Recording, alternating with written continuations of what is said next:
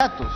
Es preocupante realmente que el ambiente esté tan distante entre la población a solo 4 meses pues de las elecciones. Y digo que es preocupante porque al mismo tiempo vivíamos un momento que se suponía estábamos relativamente politizados, ¿verdad? Luego pues de las manifestaciones contra el breve gobierno de Manuel Merino de Lama, la previa vacancia de Martín Vizcarra, ¿no? Y la designación de un nuevo gobierno que, por cierto, a los moraditos no les ha caído, pero ni por casualidad, el hecho que el actual presidente de la República sea parte de ese partido. Así están las cosas y vamos a conversar de este y otros temas, por supuesto, relacionados con la situación política con el politólogo Fernando Tuesta, a quien le damos la bienvenida esta noche. ¿Qué tal, Fernando? ¿Cómo estás? ¿Qué tal? ¿Cómo están ustedes? Buenas noches. Bueno, ¿qué te provoca la encuesta de Datum? Esta suerte de enanés compulsiva entre los candidatos que, bueno, tú has venido pues advirtiendo hacia dónde íbamos, pero no deja de sorprender, ¿no? No deja de sorprender que a 4 meses, en realidad, ninguno, más allá de todos los problemas estructurales que pasamos, ninguno despierte un interés en la población. Mira, yo creo que mirando un poquito más de cerca algunos elementos que ya tenemos a la mano, creo que encuadraría más o menos dentro de las cifras de Datum. De las elecciones internas sale el mayor número de candidatos presidenciales de la historia de los 200 años de vida republicana casi. No hay otro momento en la historia donde se hayan presentado, están por presentarse, porque en realidad tiene que inscribirse hasta el 22 de diciembre, una lista tan larga. Eso en primer lugar. En segundo lugar, en realidad creo que a veces somos un poco exigentes, ¿ah? ¿Por qué las personas tendrían que decir por quién van a votar si todavía no sabemos qué proponen los candidatos?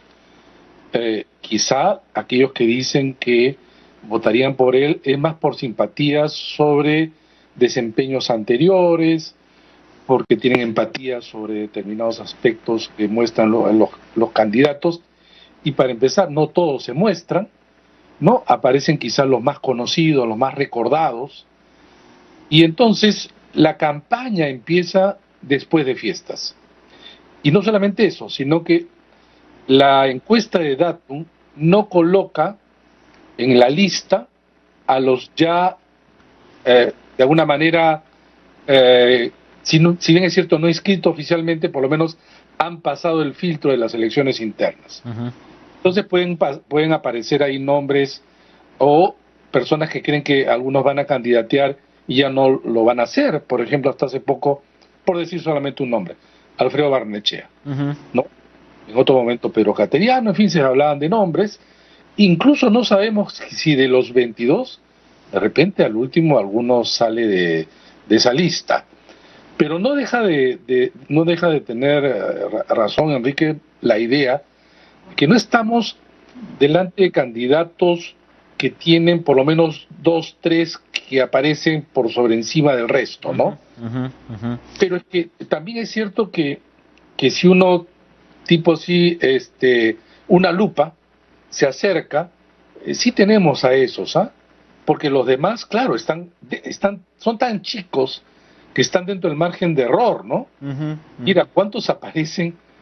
No sé, pues, más o menos 3%, y con eso incluyes a muchísimos, ¿no? Yo creo que hay que esperar y no hay que decirle mucho al elector que ya debiera de escoger cuando en realidad yo creo que debiera de esperar. Eso es cierto, Fernando, pero lo decía en alusión, haciendo una comparación al vuelo con encuestas, por ejemplo, de diciembre del 2015, Ipsos. Yo sé que, en fin, pero estamos hablando pues de una Keiko Fujimori que tenía 33%, un Pedro Pablo Kuczynski que estaba muy atrás, pero ya tenía un 16%, Fernando. Estamos hablando de un puntero ahora con 10%. Estamos hablando en ese momento de un Acuña, que al final su candidatura no prosperó, pero tenía un 10%.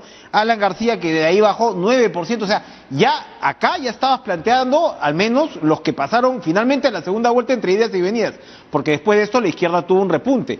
Yo esperaba por lo menos, la verdad, un repunte de algún lado, el Partido Morado de alguna parte, unos puntitos, pero estamos todavía entre 4 o 5%.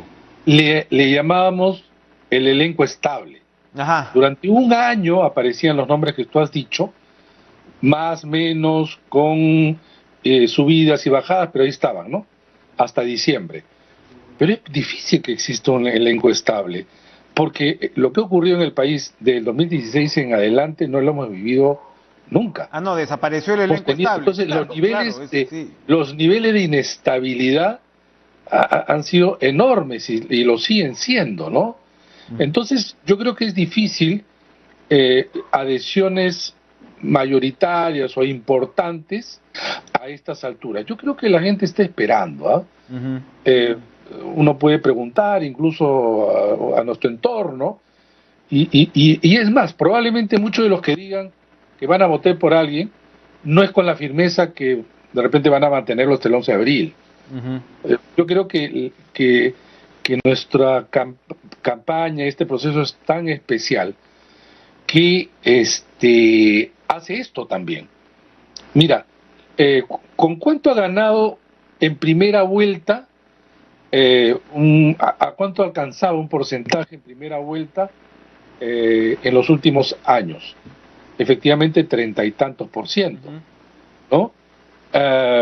Ahora, si es que tú recalculas lo que muestra Datum, quitando nulos y blancos y no sabe ni opina, claro, esos porcentajes suben. Ya. Esos porcentajes suben. Pero no dejas de tener razón en el sentido de que se han empequeñecido, pero todos, ¿no? Claro, claro. Ahora, ¿esto cómo se relaciona con esta suerte de anticlímax que han sido las elecciones primarias? Hay gente, hay personas que hasta cólera les da que los organismos electorales hayan supervisado pues una votación, por ejemplo, en la cual el señor Forsyth ha tenido 68 votos, ¿no? En un partido nuevo que se supone que tiene 27.000 militantes. Tú has señalado que uno de los factores que se ha visto acá, y por supuesto la propuesta de la comisión que tú presidiste iba por una figura muy distinta, ¿no? Unas primarias abiertas que de alguna manera también reconocieran la absoluta crisis y prácticamente desaparición de los partidos como tales en términos de militantes. Pero esto además, por más que fueran candidatos únicos en muchos casos, o sea, ni siquiera está el gesto de los propios militantes de ir a firmar la presencia de su candidato, lo cual nos dice que pues probablemente tengamos pues padrones que no significan lo que se supone que son. No significa. Entre los 24 partidos entregaron documentación luego de estar depurados en principio, pero dicen que son militantes porque hay una ficha que lo acompaña, 1.600.000 y tantos. De esos han ido a votar el 5%. 5%. Pero era algo que siempre hemos señalado. Lo que pasa es que ahora, como los organismos electorales ya no a pedido del partido, sino de manera directa, amparados en la ley, entregan el padrón, el RENIC, ¿no? El jurado fiscaliza y la OMPE organiza. No hay posibilidad ya de engaño. Quienes han ido a votar son esos, los que dice la OMPE. En cambio, los padrones pueden ser padrones inflados o una cantidad enorme de militantes que no están activos. Alguna vez se inscribieron y nunca más. Abandonaron el partido, pero no se retiraron en términos oficiales. Incluso algunos, y se ha visto en situaciones, en variadas situaciones, en que dicen, yo ni me acordaba que estaba inscrito, seguramente muchos se enterarían recién y tienen que, pues, darse de baja, ¿no? Pero a lo que voy es, uno, este tipo de elecciones internas que los partidos de este Congreso, al suspender el modelo que se había planteado en la reforma para el 2022, incorpora este nuevo diseño que lo que muestra es bajísima participación, bajísima, y por lo tanto baja legitimidad. En tercer lugar, bajísima, puede llegar a la nulidad de competencia, porque lo que veíamos es, por ejemplo, a nivel parlamentario, que los partidos entregaban una lista cerrada y entonces los incentivos también eran bajos. Un saludo a la bandera. ¿Para qué yo voy a ir a votar si ya está todo elegido? Eso ya no es una elección, ¿no? Me han seleccionado antes de que yo pueda intervenir. Y claro, sí. eso ¿a quién preocupa? A muy poca gente. A la opinión pública, te aseguro, por más que han habido noticias, cierto seguimiento, ni le interesa, ni probablemente esté enterada de una proporción alta. Así es. Ahora, a ver, en estos reacomodos, por ejemplo, el caso de Forsyth, ¿no? Forsyth había tenido 20 hasta 23% de preferencia. Es probable que el hecho de ser conocido como tal lo ayudara, pero por ejemplo, lo vieron desubicado en la crisis de Vizcarra. Hubo una entrevista que dio acá que se volvió viral. A eso iba la pregunta, ¿no? O sea, él se demora para responder una pregunta bastante normal, en realidad, ¿no? Y claro, se viraliza. ¿Qué tanto efecto pueden tener estos errores? Porque estamos hablando también del sueldo mínimo para Barnechea, que ya no está, de unas siglas en las cuales se equivoca Hernando de Soto de la ONP y la OMPE, repito el ejemplo de Forsyth, y pareciera que tienen unos terribles efectos. ¿Eso tú crees que realmente pesa? A ver, no tenemos estudios que nos puedan mostrar o repreguntas que hagan las empresas encuestadoras para darnos una pista. ¿No? Inmediatamente uno dice, sus respuestas en las entrevistas le hacen caer. Eso siempre y cuando, en realidad, el gran electorado o los que dijeron que iban a votar por él, lo vieron, lo evaluaron y, digamos, se decepcionaron. No estoy tan seguro. Lo que también, o puede ser un porcentaje, evidentemente debe haber allí, pero también lo que está ocurriendo, hay que recordar que acá lo que estamos delante es una suerte de torta de votantes. Entonces, si es que algunos suben, otros bajan. Él estaba alto, como tú lo bien dices, entre otras cosas, porque era conocido, popular. Los otros, alguna gente ni sabían que iban a ser candidatos, pero ya comienzan a presentarse y esto sube y evidentemente van restando a él, que iba primero. Se ha dicho ya, y no quiero sino quizás glosar nuevamente, cuando tú apareces con mucha anticipación, con una alta votación, la probabilidad que bajes es alta, porque la gente comienza a enterarse y digamos esas franjas de opinión pública que antes nos apoyaban, van ya decidiendo su voto, ¿no? No tienen lo que, por ejemplo, en el 2016 tenía de alguna manera Keiko Fujimori, o sea, un núcleo duro. Pero los núcleos duros, tú lo construyes pues a lo largo, no de una elección, a lo largo después de muchas elecciones y de procesos que te permitan justamente amalgamar un sector del electorado, ¿no? Pero hay 2 o 3 candidatos que me llaman la atención, porque hay algunos sobrevivientes del elenco estable, ¿no? Después de esta racia que hemos vivido en los últimos años, o de repente más. Pero, por ejemplo, llama la atención que el presidente es del Partido Morado y no pasó nada con su candidato. O sea, Guzmán ya es conocido, hay una cierta campaña, ¿no? De redes, ¿no? De expectativa con respecto a la cosecha que podía verse y no pasa nada hasta ahora. Uno podría haber intuido que la izquierda, con su discurso pro-constituyente, de alguna manera también alguito coseche, y Verónica Mendoza está estacionada igualita, ¿no? Y bueno, Keiko Fujimori, que claramente ya no tiene ese núcleo duro que tú acabas de señalar. Estamos hablando que igual no se ha movido y es más, está ya debajo del 5% en 4. Entonces, a veces las percepciones, y esto lo vinculo con la pregunta anterior que te hacía, las percepciones muchas veces de campaña en redes y de expectativas y de esta suerte de ola virtual, no tiene un necesario correlato, al menos inmediato, con la percepción ciudadana, ¿verdad? Totalmente de acuerdo. Las redes es un mundo paralelo que muchas veces no se corresponde. De eso ya se ha escrito mucho. A veces un mundo cerrado, donde se cree que lo que allí existe se puede inferir al conjunto. Y no es así, y han habido grandes chascos, ¿no? Eso uno. En segundo lugar, yo esperaría las encuestas de Ipsos y del Instituto de Estudios Peruanos. Entre otras cosas porque el propio Datum ha variado su metodología. Y entonces ahí pueden haber pequeños ajustes, porque por ejemplo, con los candidatos que tú señalas, estamos hablando de porcentajes tan bajos que mira, si tú tienes 5 y en realidad subes a 6,5, en proporción ya es importante. Claro.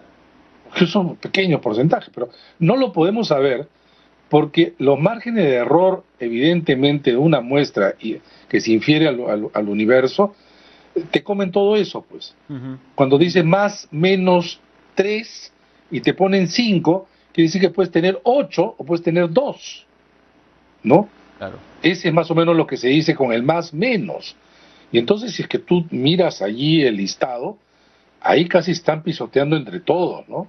No hay claridad. Y nuevamente, yo esperaría las otras encuestas para ver si hay una cierta estabilidad en lo que estamos viendo. Quizás cosas generales, ¿no? Claro, claro. La caída de Forsyth porque ya se ve en varios meses, ¿no? Ninguno que despunta, todavía hay una distancia del electorado en su mayoría de no decidir. ¿Qué se puede proyectar de esto? Yo creo que casi nada. Así es. O sea, no hay que ser atrevidos, porque además estamos en el Perú, y acá en el Perú cualquier cosa puede pasar. Estamos en el Perú y mañana puede pasar la inmunidad parlamentaria. ¿Eso es bueno o eso es malo? Volvemos tras la pausa. En este mar de paradojas y contradicciones que a veces es el Perú, el expresidente Martín Vizcarra dice que va a defender la inmunidad o el retiro de la inmunidad parlamentaria y por eso se lanza al Congreso, pero muchos señalan que de repente él está acudiendo, ¿no? o apelando a la inmunidad parlamentaria precisamente por las investigaciones que se ciernen sobre él. Son las cosas que pasan aquí. Y mañana es probable que se vote finalmente el retiro, ¿no? de la inmunidad parlamentaria. Fernando, tú está esto en el gran cuadro de reformas que tenemos pendientes y que ya sabemos ha sido hecha por retazo, seguramente mal en muchos de sus capítulos. ¿Es importante el retiro de la inmunidad parlamentaria? Es importante modificar la figura de la inmunidad parlamentaria en la Constitución, que ha sido pues uno de los temas tan polémicos, ¿no?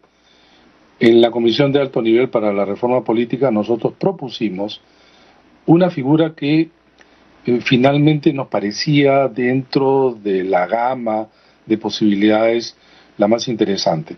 Obviamente acotar la figura de la inmunidad parlamentaria, pero no dejar en manos de los parlamentarios su levantamiento. Porque si uno leía la Constitución, el reglamento de Congreso, etcétera, uno podría decir en general eso está bien. ¿En qué fallaba o en qué le daban vuelta a esto? A los procedimientos internos del Congreso, alargar lo posible, ¿no?